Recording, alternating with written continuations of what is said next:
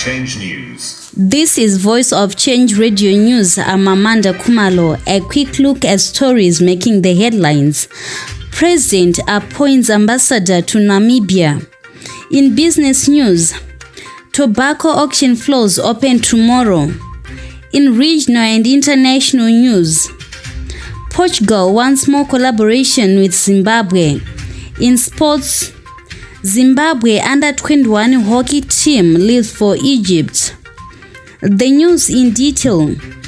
President Mnangagwa has, in terms of the constitution, appointed Mrs. Melody Chaurura as the country's ambassador extraordinary and presiding to the Republic of Namibia.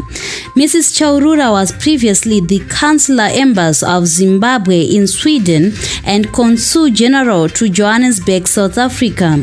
Government has revived the Master Farmer Training Program, which seeks to capacitate small-scale rural farmers with basic agricultural knowledge and skills that will help in transforming them from subsistence to commercial farmers.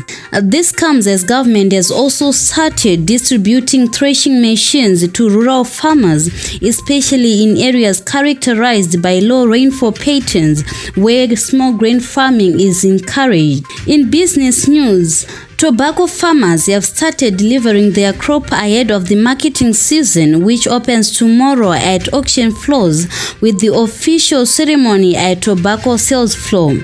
Deliveries for the larger contract crop starts on Thursday, a day later, but the auction floors, although selling only around 5% of the crop, are the major price setter and so need to be active first. A look at what is happening beyond our borders.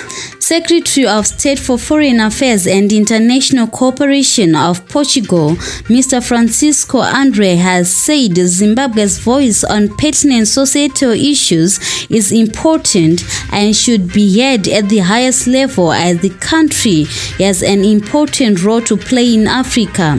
He made the remarks after meeting Minister of Foreign Affairs and International Trade, Ambassador Frederick Shava, on the sidelines of the ongoing United Nations Conference of the Least Developed Countries in Doha, Qatar. The Portuguese government is encouraging companies in the European Union country to explore opportunities in Zimbabwe. He said this government has been encouraged by the economic space opened in Zimbabwe under the Second Republic.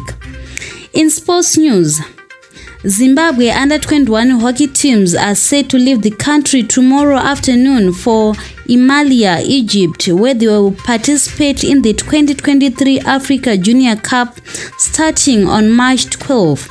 Two Zimbabwean teams will take part in the men's and women's sections of the prestigious event, whose fixtures and dates have been revised from the ones Africa Hockey Federation released last week after a late withdrawal by Ghana as well as Nigeria. That brings us to the end of this bulletin. Voice of Change News.